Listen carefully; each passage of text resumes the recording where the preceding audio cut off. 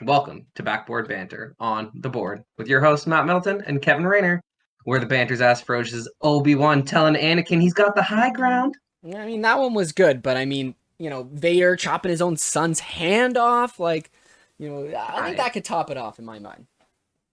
pretty fair, man. But may the fourth be with you today, because May 4th.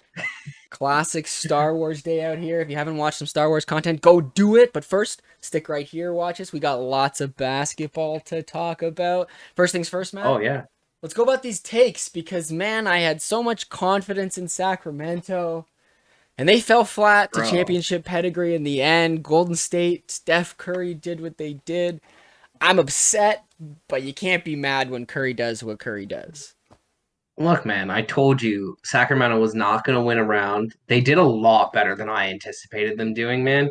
Like, they really looked like they could have been the better team. They just unfortunately came up against one of the top 10 players in the NBA. It's NBA Yeah. history, really. And he is legendary. That performance was legendary. I will say this, though, about the Sacramento Kings in game seven, man. Like, get a rebound. Just a rebound, please. One. Mike, Maybe one. we'll get into it more when we talk about this series. But yeah, I was talking to Austin about this thing, and I was like, they win this series if they can just win the game on the boards, which they did in Game 6. But I don't want to get too ahead of myself. I don't want to think about it too much. Shall we talk about Denver? Because Matt over here might be the ultimate genius. Slowly and surely, Denver's just trucking along over there. I don't know, man. There's something like even before the playoffs started that like I just felt like Denver, it was their year. Kind of reminds me of the Giannis year. They snub him for the MVP because he just can't win it again. And then, he goes on and he proves that he is the best player in the world by winning the NBA championship and winning finals MVP. Though I'm not gonna lie, Jamal Murray, man, has been pretty phenomenal these playoffs and is showing that like he is a true superstar when playoff time shows up. When you think about the way that Donovan Mitchell and the Cavs decided to just, snuff out their run, like it looks like Jamal Murray was that guy when it comes to that bubble duel that they had, just a couple of years ago. But yeah, man, we'll see what Denver can do. We'll get back to it. Let's talk about a little bit Raptors right now. Let's get them out of the way real quick because not a lot of news, but as we discussed, on the last time we were talking on this pod, came true. Nick Nurse was fired literally the next morning. Kind of crazy, but probably the right step for our organization to take. Dude, it was definitely the right step for our organization to take. Unfortunately for Nick, is that he just wasn't the right guy for us at this moment. Whether that be because of his playing style, maybe he got a little bit too big for his bridges immediately. You come into the league, you win a championship, you're instantly regarded as a top five coach in the NBA. Yeah. It's hard to take a humble pill, especially when you guys aren't playing well, right? It's hard to say that like maybe it is my system. He's thinking it's his players. And I think that really came out in the Masai press conference is that there was a very, differing opinion on what this roster was capable of. Mm-hmm. And Masai sees it being capable of competing for, at least to be in the playoffs and to be a contender, quote unquote. Whereas Nick was thinking like, no, there's no chance I can't Right. do it with this talent. So yeah, I think it was a good move for the franchise, to be honest. There was a disconnect at the end. Pretty obvious. And so for me, I wanted to like do a little experiment to kind of see what happened, to see if the rumors of maybe him losing the locker room and losing the respect of the guys were true. So I went back and I looked at the Raptors do this like, open gym show on YouTube, and I went back and I Mhm. looked at the open gym runs during the championship, and Nick always does that thing after games where he brings everyone together and they do raps on three. And if you go look at those championship times, everybody is in on those huddles. Everyone's connected. Everyone's there. I watched the last episode of Open Gym, which got released after he got fired, and you watch some of the huddles when he pulls the guys together, and you see guys like Precious. You see some of these guys that weren't getting the minutes, they weren't part of the rotation. Some of them don't even stand up. Some of them don't go to put their hand in. Like, there's a disconnect. Something was happening, and the rumors that I hear is that apparently the whole coaching roster might be getting overhauled depending on who gets brought in. Like, at the end of the day, you know, whether or not anybody on the roster actually changes for our players, because, we're still hoping for some little tweaks here and there. The coaching system little. is going to be completely different next year. That's a fact. So regardless of who we bring in, regardless of how things are, Scotty, hopefully OG, the boys that are still around are going to be getting what is almost a fresh start going into next season. So that gives me a lot of hope as a fan. Yeah, I think that it's nice to have a fresh start, especially for those players who were kind of glued to the bench and, Nick just wasn't willing to utilize in any kind of sense of the word. I also think that the idea of, really erring on the side of player development is where our organization needs to be focused with coaching. Mm-hmm. It's clear that the development has kind of fallen off over the last few years. Early 2010s, to the late 2010s up until our championship run, we're regarded as one of the best teams at player development. We had success stories with Kyle Lowry, with DeMar DeRozan, with Pascal Siakam, with Fred VanVleet, with Norman Powell, and the list goes on and on. Mm-hmm. And you look at the last 5 years since Nick has, really taken over as head of that player development cog, and I think we've almost seen regression. Delano Banton was a better player in his first game than he was this season. Yeah. Malachi Flynn has seemed to lost all confidence. He got Precious to come up, and then Precious completely crashed this year. So I think that also has a big underlying factor in it. And I think that is something that we need to focus on because unfortunately, even though we're the third largest city in North America, even though we get all the amenities and all the perks and pomp and circumstance that other big markets get, Yeah. we're just not a free agent destination. And we can't rely on getting free agents. The other thing that really kind of bothers me is hearing about Otto Porter Jr. coming back. We should just release that guy. No, I Yeah. understand that he could add something to our roster, but so could a ghost. He's hey, look, he's the biggest free agent signing the Toronto Raptors have ever had. I hate now that I can say that, and I was excited to say that back in the day, but yeah, I don't know, man. Again, underscore There's my point. exactly right. So there's some things happening. To flip it to the whole coaching search, obviously Ime got hired, and so Ime is not available anymore. He went to go join the Rockets, which is now is Nurse gonna go to where? Is he going to the Bucks? Maybe that's a conversation for another day. But in terms of who's going to fill that hole in our coaching spot, I don't think that there is an amazing option. There isn't that coach that is just waiting in the wings to come in. There isn't a young name who's ready to come up and make a name for himself. And that's why the names that are coming out are really interesting because some of them are narrative driven. Some of them are like, hey, maybe this guy will coach the Raptors. He could do it, right? It's so Yeah. interesting. And at the end of the day, Matt and I have agreed. We just want somebody who can come in, give a nice fresh start, player development, as you mentioned, and can hopefully take these guys to where they need to be because the potential for this roster is there. We know that. Absolutely, man. And we need a coach that isn't going to bring a circus with them. We need a coach that is going to, make it more about the players than it is about them. And I think again, Nick lost kind of sight of that with Yeah. his popularity in Canada. And then we need a coach that again is about the development, is about this team, and has their respect and can earn their respect quickly, because we need guidance in that room. Mm-hmm. And especially if we do what I think we might do over the summer, because Masai hinted at some pretty large changes coming to the roster. Yeah. He said it without really saying it, and again, it's the NBA. He can only do what's available, and there's only so much. But it does sound like he's interested in really shaking things up on this Mm-hmm.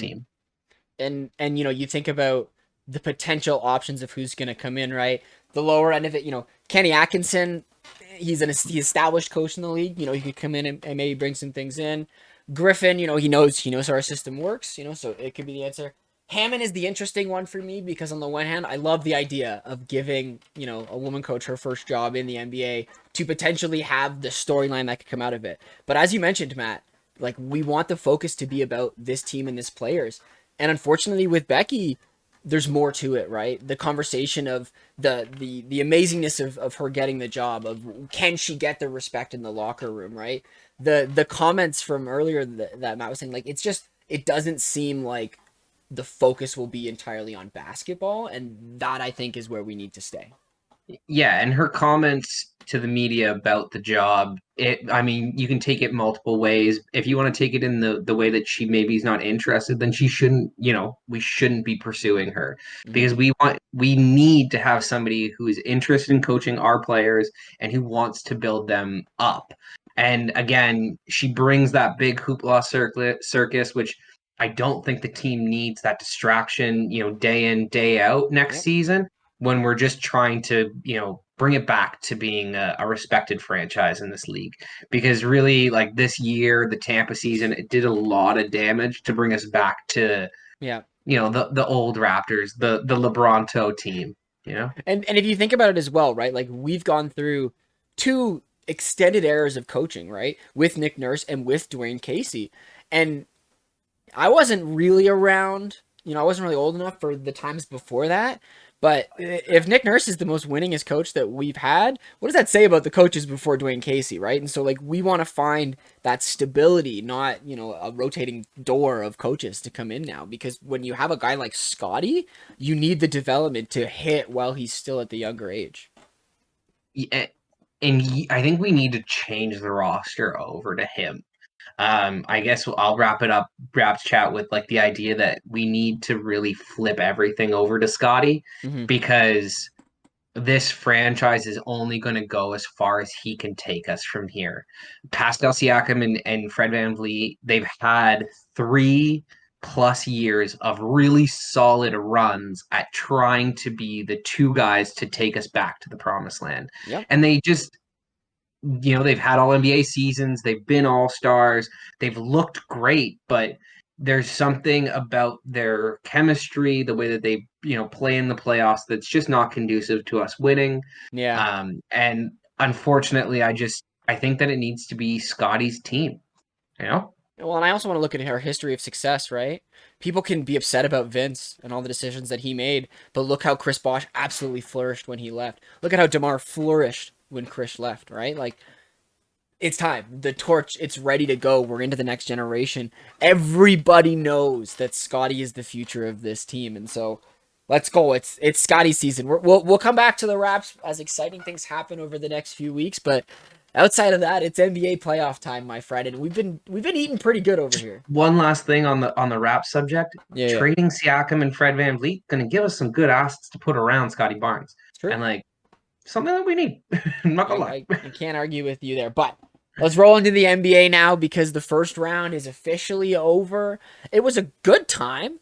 We had some seriously crazy upsets, which is, the having two lower seeds come out on each side, pretty insane to happen. The Bucks collapse, Jimmy doing what he's doing. Like, there's so many ways to go here. Bro, like, okay, one, it's kind of cool. This is the first year in NBA history that they've had all 8 seeds in the second round of the playoffs, Yo, I didn't one even know through that. eight to make it. That's pretty cool. That's sick. The fact that it wasn't just the predictable, Yeah. one beat eight, two beat seven, three beat six, garbage that we normally get in the NBA, Yeah. because that is typically the first round in the NBA. It was kind of like hockey Yeah. almost, like in terms of like the ability to upset, in terms of the fact that you didn't know who was going to win on a specific night. Like, I think that's really great for the game. That is, and it also underscores the level of talent in the league, Yeah. right? It's not all just concentrated at the top. Even the lower seeds have some of the most talented players in the NBA, which is just awesome to see, man. Like Jimmy Butler may not be a top 5 regular season player, but when it comes to the playoffs, Oh yeah. he might be number one. Like he was, Especially with a coach like Spo behind him, right? Like the two of them buddy. together. He was so good in that first round. Like we could start there, man. Like I'm down. first 1 versus 8 upset. Like, jeez, yeah, It's got to be the biggest story of the first round so far. So it's only fair that we start here. And yes, tons of factors, so many different things that you could pinpoint and find of why the Milwaukee Bucks lost this series. But if we don't start with Jimmy Butler and Eric Spoelstra, we're doing the Miami Heat a disservice. Because Absolutely. that shot to take them into overtime is one of the most ridiculous shots that you will see a player make in the NBA. Now, the whole situation of should he or shouldn't he have had that shot is another question. But Jimmy Buckets has been him. If anyone in the NBA right now can make that statement, it's that guy. And man, was it impressive against the Bucks.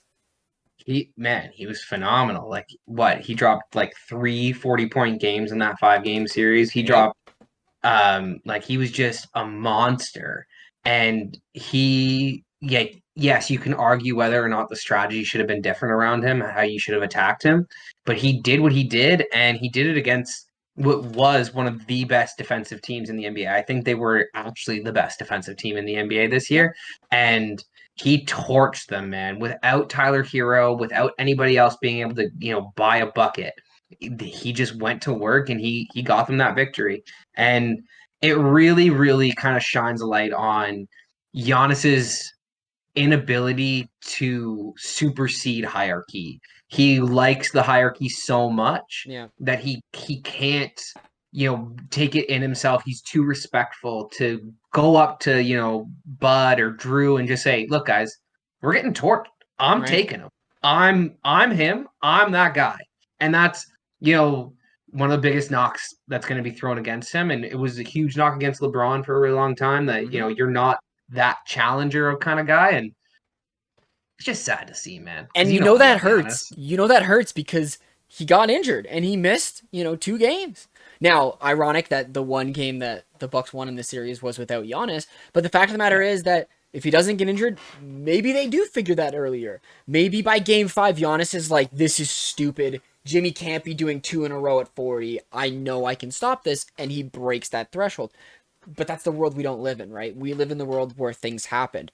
Unfortunately, Mike Budenholzer lost a family member right before game 4.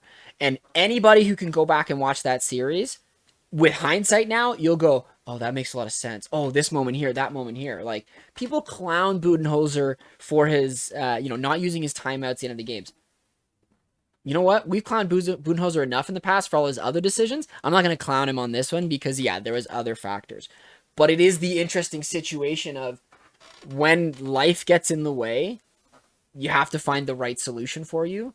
And the right solution for you, whether it's good for you or not, is good, but you can't let it be detrimental to your work environment, to everything around it. And we cannot stand here and say that because of what happened to Budenholzer didn't affect the outcome of that series, because it did, unfortunately. No, it absolutely had an effect on it. And I think that what it underscores is his lack of making correct decisions in the biggest moments. Yeah. That, like you said, that was maybe the right decision for him, to go out there and coach and get his mind off of it. And I can only imagine what he was going through. And I feel horrible for him that happened. Mm-hmm. Nobody wants that to happen. But you need to be able to put the team and the goals of your work environment, especially in such a public, Yeah. scrutinized place, like, if you're, working a minimum wage job, if you're working a salary job under 100K a year, like, yeah, put yourself first. Like, it's not a public thing, but this guy gets paid millions of dollars a year to put the team's interest above his own. Mm-hmm. And I think he really, made the wrong decision there, which goes back to like the 2 years leading up to the championship. Everyone was saying that he should get fired. They said that if he doesn't win this year, he would get fired. They go and they win in a bubble or not, it wasn't a bubble, but it was kind of half bubble. And in an Half the environment where season like, didn't have fans, at least at the beginning. So it was still a exactly. weird year. Yeah, yeah. And LeBron, and AD broke down, didn't actually get to the finals. Yep. So who knows if, the Bucks win if it's a normal circumstance of a year. And in the next 2 years, you've regressed as a franchise. Like, yes, losing to Boston last year was a tough one, and they were that close Yep. without Chris Middleton. But this year, in this fashion, I love Giannis, and I understand the concept that he wants to live in a world where in his mindset there is no failures, there's only going forward, and I think that's a healthy mindset to live in. Mhm. That failures are only lessons, that there's no such thing as failure. But unfortunately, to the mass public and to the majority of people watching, Right? sucked. And there's so many things as well, right? You look at a guy like Bobby Portis, who was absolutely insane at the beginning of that series, who was very important in that game 2 victory.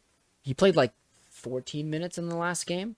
He went from playing 25, 26, 27 minutes down at the end, you know. Their rotation guys that needed to come in and do certain things to solve their problems, there just wasn't change, which unfortunately was a static that we've seen in Budenholzer. So the Bucks have some really tough decisions to make when it comes down to it, because this is a defining moment in a player like Giannis's career, where he either is going to get back to the championships or he's not, right? And it's hard to say that because like Chris is getting older, Drew is getting older. You know, the team around them is aging around Giannis. The window is Brooke closing. Lopez. You think about I didn't even mention, yeah, Brooke Lopez. How long can he keep being Splash Mountain, right? Like the Yeah. window, and you have to take advantage when it does. And this was the team absolutely falling flat, and so they have to make some big decisions. Yeah. And you know what? Hopefully, we said this last time the contract was coming up to an end, but hopefully it pushes him to the Raptors, baby. Let's go. One can Um, dream. Okay, before we move away, I do want to ask about your opinions on Giannis's comments, because I'm sure you've seen his post game. You know the where, failure ones. yeah, the failure comment, Yeah. the idea of how the season isn't a failure, and there's been tons of Shaq coming in and saying, it was a failure. This that we hold ourselves to a higher level. Like I really like where Giannis is coming from. I don't Yeah. I don't fully agree because there's still failure. But but I do agree with him that I hate the idea of the question being asked. I can say that for sure. Yeah, I think that like again, when you sign up to be in the public spotlight like he is, he has to answer that question and it has to be asked. Um, and again, I just think that he's coming from a place where he doesn't live in a world of failure. Like Yeah. it's a mindset thing. I'm actually trying to give myself that mindset. It's that you don't fail unless you stop trying. Kobe Bryant talked about this, right? Like Kobe Bryant said that there is no failure in life. Hmm. There's like only getting better because failure only truly happens if it stops you from achieving what you want to achieve. Yeah. And I think that for Giannis, he's saying to himself, "Well, next year I'm coming back and I'm coming harder. I'm coming hungrier. To miss as many free throws in Game 7 the way that he did after Yep. his crowning achievement was the free throws. Like it's just it might push him to be that better player and Hmm. to really get it there. But I just think that like I think he's hit his ceiling. I he's so good, man. How can you get better from here? Like I understand Right. the free throw and all that stuff, but he's been in the NBA for Yeah. 10 years now almost. Like if it was gonna get fixed, it would have been fixed. Okay. He's actually regressed. So Hmm. as the pressure is mounting. So no, I hate that idea that he has to answer that question, but like that is the world that we live in, man. Like, he can't live in his own world. He's got to live in the real world with the rest of us. That's it, right? And I like such a good response from Giannis, right? Like people, like media members can clown him for saying this and that, but like he got an emotional response out in a very very professional manner. And Oh yeah. I hate the question, the idea, is this season a failure? Because the guy isn't asking the question for the yes or no. He wants the response of then Giannis talking about why they failed, why they didn't get to their goal. That's what he really wants. And so the question, was this season a failure, is a stupid question. The answer to that question is a fantastic possibility, and Giannis knocked it out of the park for sure, in my opinion. Look, everybody knows that it's a failure. Everybody watching knows that it's a failure. Like they just do. You Mhm. know? It's Yeah. LeBron losing in the finals to Steph Curry, even though he was shorthanded. It's a failure, and it's Yeah. going to be held against him for the rest of time. Hmm. Was it truly a failure? No, not really. He got there, man. Like he got there hobbled and broken down teams. Yeah. So like I get where Giannis is coming from, but like again, it's just like we live in a world where everybody is creating it, and not everybody shares the view that failure doesn't exist. So Right? Exactly. yeah, Okay, I'm happy with that series. We can talk more Miami when we talk about their second round. you want to stay in the East? Should we just move down the table? Where you want to go? Yeah, man. I'm down to talk about how I mean, the Boston Celtics, man, as great as they are, they sometimes just give it away. Like to let the Hawks get that close Yeah. is just after going up what? They were up 3-0, weren't 3-0. they? Yeah, And yeah. like that's not like that's what Philadelphia did last year with us. You know, like you don't do that. Oh Like no, they that they weren't up shows 3-0. Hawks stole game 3 and then they stole game okay. 5. My apologies. But Okay. still, the narrative is still the same. Was Boston going, we won game 1 and game 2. This series is over. We've got all these games left. We'll make it happen. And this is where I mean, I don't worry for the Boston Celtics because, like, I'm not gonna be upset when with if Cheering and for when him. they lose, obviously. But like, this is where I look at their coaching situation and I go, dang, maybe Ime really was that guy. Because you think about what that team was able to go through last year, being as bad as they were, as struggling as they were in the beginning of the season, where everybody and their mother was saying that you need to separate these two stars. They can't work together. Jalen and Jason, it's not going to work. And then Ime was like, and they literally were that Watch it. close to winning it all, being that close to the NBA Finals, right? And so this is where I worry for Joe Mazzulla. I worry for this team, whether he doesn't have the same, like energy to him. Obviously, as you mentioned, he's not the same defensive minded focus that Ime has. And Boston is this team that on paper has everything that you need and should need to win a title. But those two games against Atlanta where they won, it's where you see this team is that close to slipping up, that close to just falling away from it, right? And we've seen that in the past with so many teams, and Boston really needs to make it happen because if they have this many times where they get this close, this close, this close, and keep falling short, that's kind of it's a mentality that the players just kind of get stuck in, right? And the Jalen Brown thing is real, right? Like he doesn't sound too happy there. And if they keep losing, like what's the point of him staying and being the second fiddle on a team that can't get there, right? I read a So report this morning about how Jalen Brown might be a Toronto Raptor, and I'm like, I'm sorry, what? What? They're in the playoffs. Why are we talking about this? Like, I would love that. oh yeah, Like, I mean, as long as we don't have to give up. I mean, hell, I could give up Siakam for Brown, and I'd be okay with it, you know. But um, just the only thing that like really gives me like the idea that Boston could win this whole thing is I think they are the most talented team left yep. in the playoffs. Like I think over the Lakers, over the Nuggets, over Golden State, I think, 1 through 8, all the rotation players that are gonna get minutes Yep. are just so good. Like you look at last night's game, and I know I'm jumping into the second round here, but Jason Tatum scored 7 points. He was 1 of 7, Mm-hmm. and like it was a 30 slap, 40 slap almost. Like Yep. it wasn't even close. Team And they had basketball. Joel Embiid back, you know? Team basketball. And I think they'll get there. I think Boston is definitely the team to watch out for in the East. There's a reason why the statistics say you have to be a top 10 offense and a top 10 defense to win a title. There's very few teams that have been able to do it with it. Boston has that on paper, right? But again, what you don't hear in that statistic, you hear the statistic of you have to be a top 10 of this and that to make it and be a champion. What you don't hear is that the number of teams that were a top 10 of both that fell short, that didn't make it Oh, all the yeah. way. That maybe Oh, not yeah. all faced another 10 and 10 team, but they got complacent, right? And so this is the battle that Boston now has to face is can they get through an MVP Joel Embiid? Can they stop a vintage James Harden's game in this series, right? Oh, We'll get into that we'll get into the second round later, but yeah, Boston, they got through Atlanta and it was enough to say the least, right? yeah.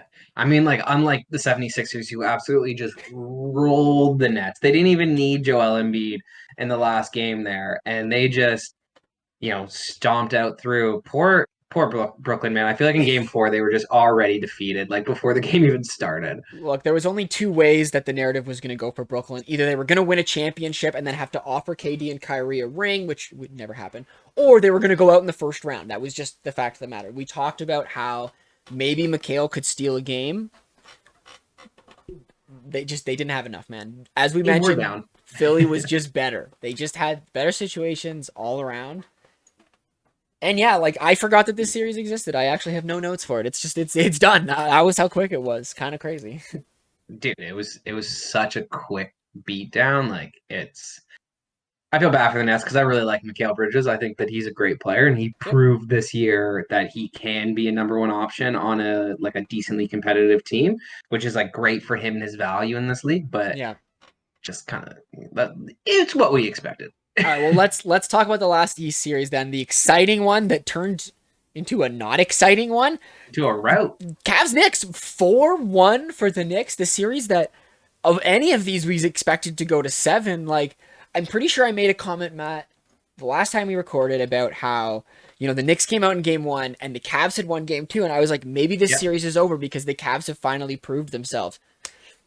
I was completely in the wrong direction because they fell flat after game 2. It was insane. dude, it is insane, and I think the insanity comes from the fact that like you think that Donovan Mitchell is so much better than Jalen Brunson. I mean, the Yeah. eye test at least tells you that he is, but I think that the key for their battle back and forth is Jalen isn't as athletic and therefore needs to execute at a Yeah. much higher rate throughout his plays. Whereas Donovan, he's so athletic that if something breaks down, he can, make a quick cut here, leap out of his shoes there and make plays based on that ability. So his focus, to execute and to make the right play Yeah. wanes. And I think that we just saw that like being as aggressive as Jalen Brunson was at, dominating, Yep. executing, and Donovan kind of just being a little bit more lackadaisical, like it just really hurt them, man. And they could not get their offense going against this Knicks team. Like the Knicks, I don't know what they were doing Yeah. defensively, but they were killing them.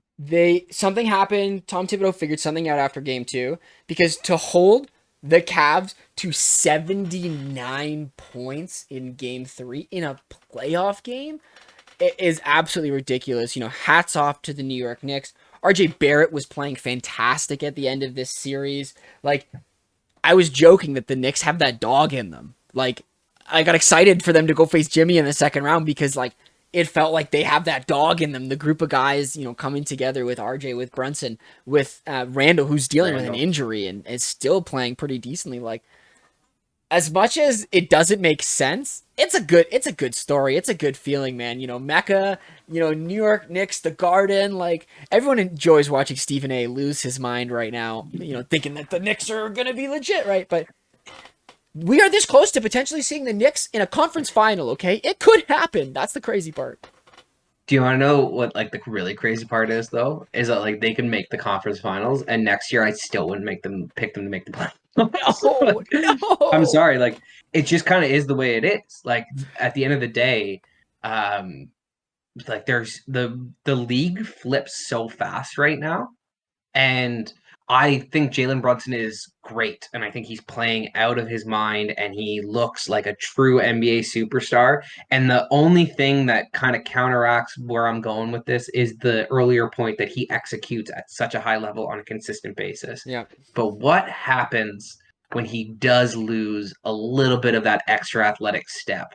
He is 27 years old in the prime of his career. He's yeah, a smaller guard, and I think that it isn't super sustainable for him to be a number one option on a championship team for the next 5 years. yeah. And if they came up against Boston or the 76ers next round, I don't think it's a very competitive series. Hmm. I think, I don't. Well, and it's funny because you can look at the Knicks' history themselves and you can see it.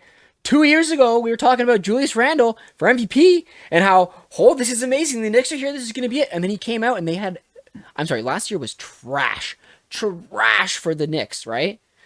Who's to say that we're not on this part of the roller coaster for this team, right? And they're about to go back down to that bottom hump. So like, yeah, we don't have faith in this Knicks team, but I'm gonna enjoy the ride while it's there because there's something about Knicks games and like famous people liking show up. Like I love, the Knicks games and the Lakers games, how it's like the stars are out in attendance. They're just like panning the camera at all these famous people, and I'm like, can I watch basketball, please? Seriously, Yeah, I'm not here watching for the stars. I don't care who's in the arena. I want to see Now, who's on the court. Thank you very much. the Cavaliers are in an interesting place, right? To talk about them really quickly, because you could think of this as a fluke, right? They're still young, they're still figuring things out. Evan Mobley, man, he disappeared at the end of this series. Man, he disappeared, and that's really tough to see as a Cavs fan.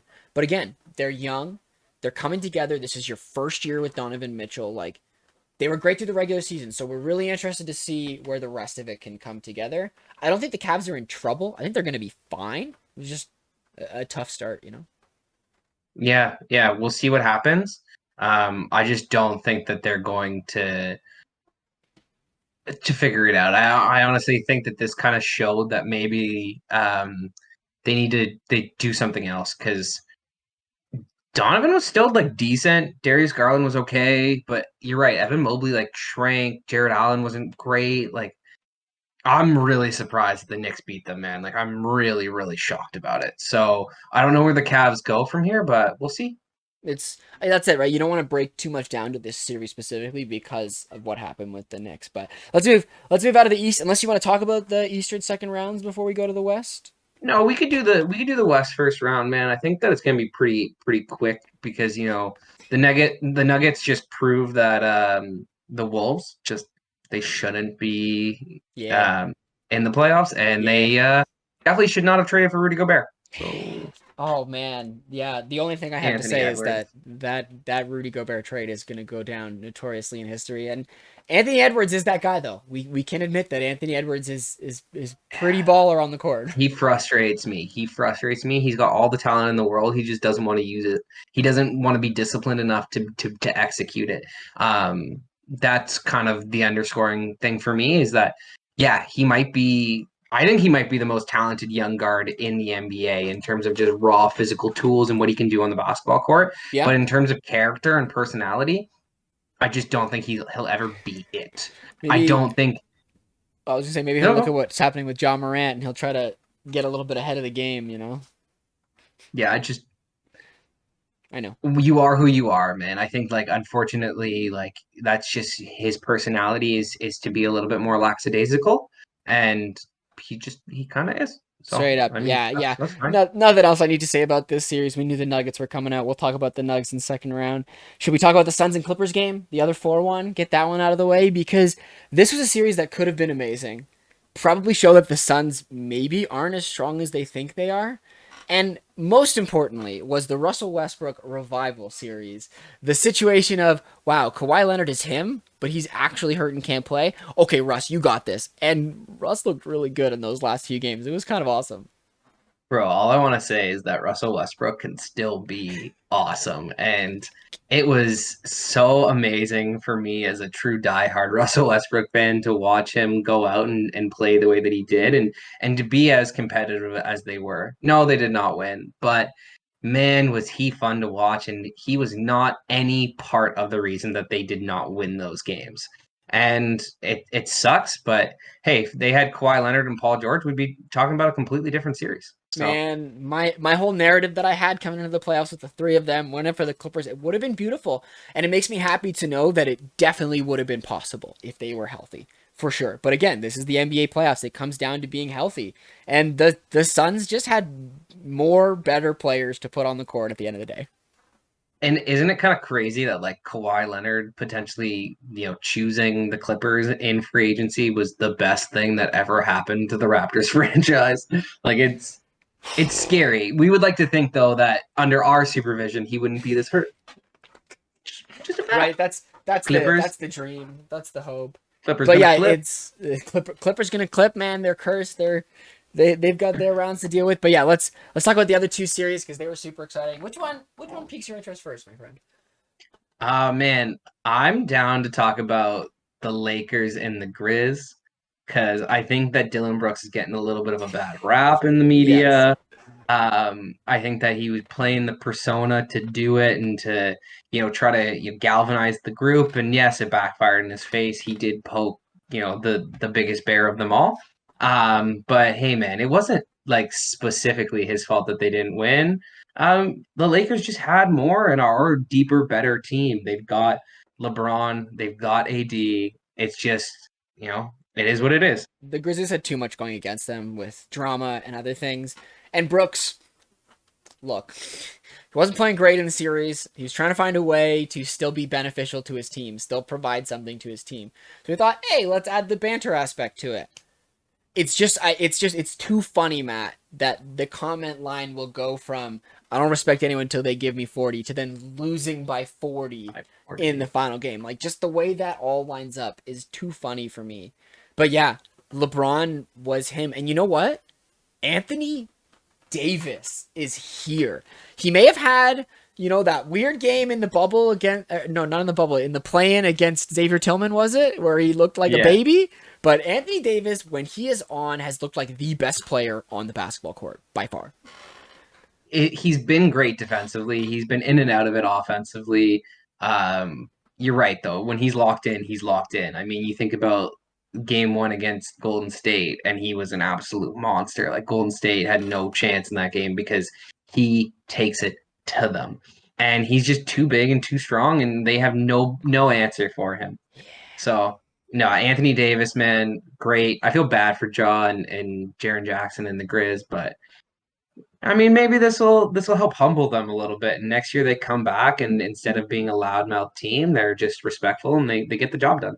I mean, it's still so funny to me that, like, this is the story, even though it still took those, like, three-pointers in a row from D'Angelo Russell in game 4, I think it was, that put the Lakers ahead in the series, where they were probably going to lose that game and they were probably going to be in trouble. But then certain things happen, right? Like, I was talking about how this series was really going to be defined not by LeBron. It was going to be defined by AD and by D'Angelo Russell. And we proved right there that they really stepped their game up. And this Grizzlies team, if Brandon Clark was there, right? If they didn't have the injuries to Steven Adams as well, I think it's a different series. I think that the Lakers can still win it for sure. But you talk about how AD was a monster defensively and was lesser so on the offensive board. A guy like Steven Adams can be better against that. Not having Jaren Jackson be in as much foul trouble as he was through the series by letting Brandon Clark come in changes a lot of things.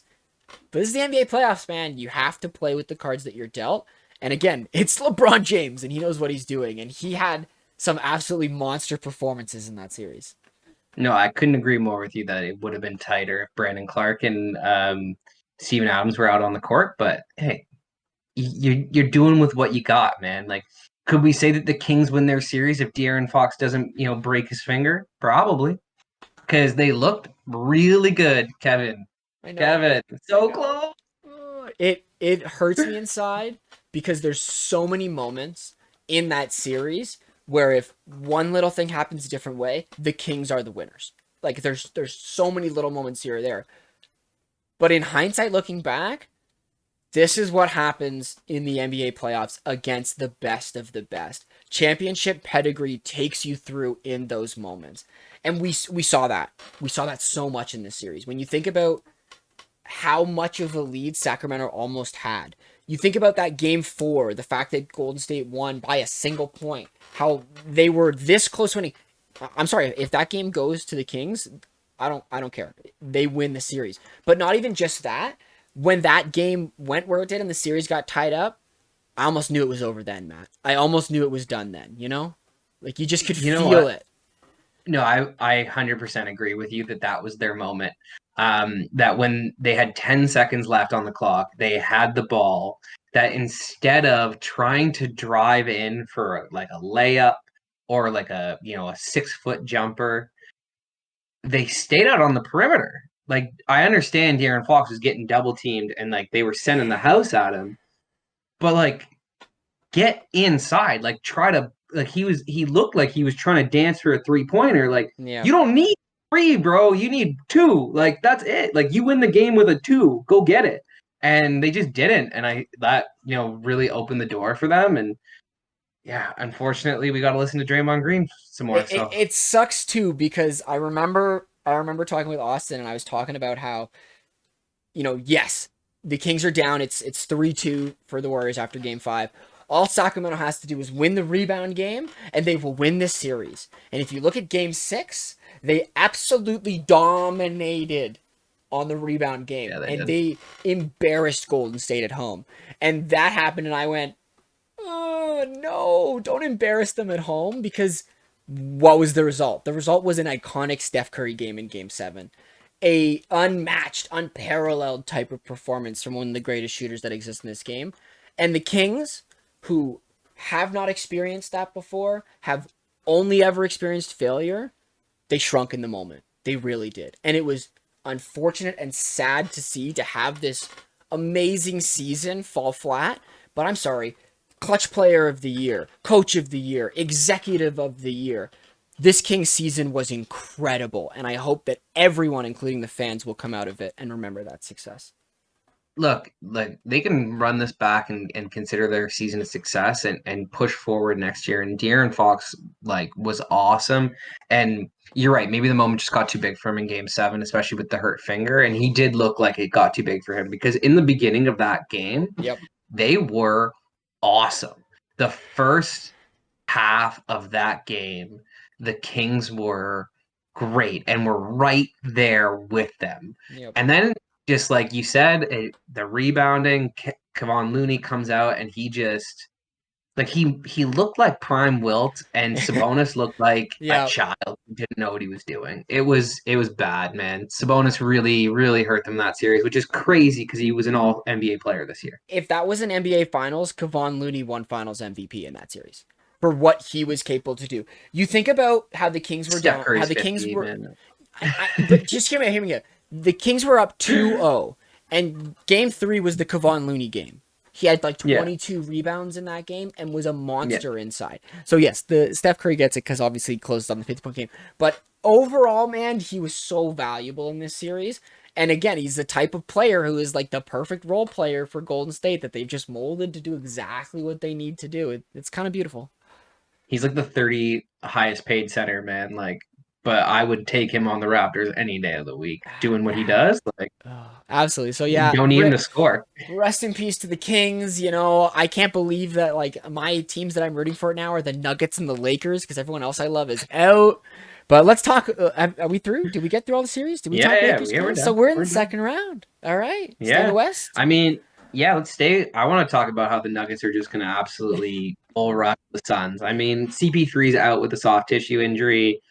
The Nuggets are taking this thing in 5 max. 5. KD is a bit of a fraud, and I only say that because, like, I don't even know, man. The Nuggets are just that good, I guess. Like, Push yourself to dominate, man. Do something. Like, take more shots. Steal the ball. Like, I don't know, be the best player on the planet. Like, because you've been considered that for a long time. Like, everybody's, yes, when it was Giannis, everybody also had the underlying comment of, but I'd probably take Durant, right? you know? Yeah. No, he has to step up. He has to go Curry. He has to go Curry-esque in this series for them to even have a chance. Explosive. Right? Yeah. And it's just not happening, man.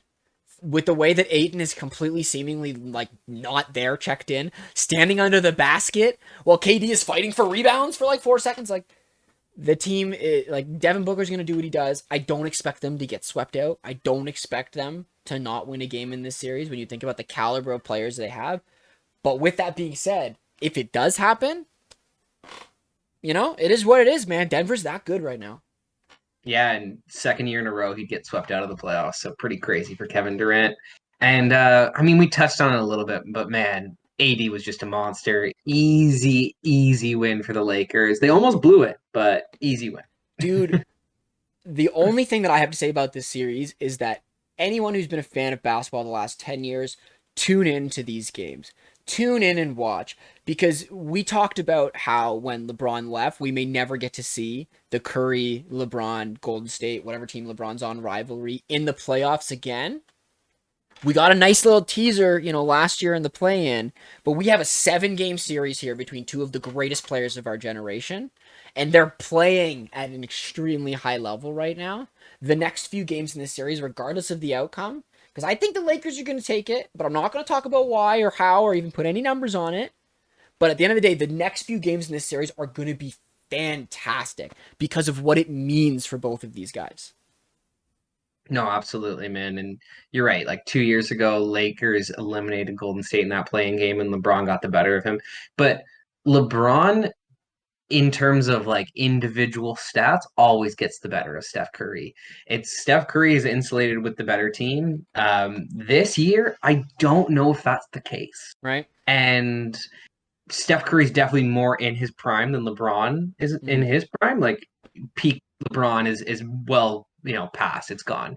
But peak Curry is still here, man. Like that 50-point game proves it. And so we'll see if Steph can will his team to the victory because I I think that he has the option to do it. And I definitely think that there's a chance. I just don't know how they're going to stop Anthony Davis. Kevon Right? Looney a little bit too slow to cover Anthony Davis, and like Draymond Green is too small. He is. Yeah, I know it's I get such it. an He's a great interesting. defender. Yeah, it's such an interesting series, right? I'm really looking forward to talking about where it stands, this time next week. But like it's a legacy series, man. We're so For both. Yeah. fortunate to get this type of series, and if they can, we might get a vintage Game 6 Clay if we're lucky. We didn't get to see it in the last series because Sacramento decided that Game 6 didn't exist. It just was a giant blowout. But yeah, man, Golden State versus LeBron is always a pleasure to watch, and so I'm gonna try to tune in for every game that I can.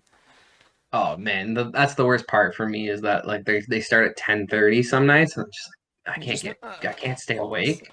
I'm asleep at 10, bro. I'm old. Okay. All right, well Anyway, let's switch to the East. Let's talk about the two series that one of the series that we can't really care about as Raptors fans, so we have to talk about that Boston, Philly series. the game.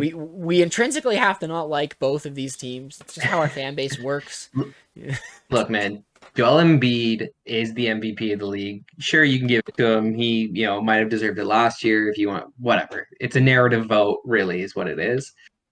That man is so bad for the league when Grant Williams, who is he 6'6"? Is I don't think he? he is.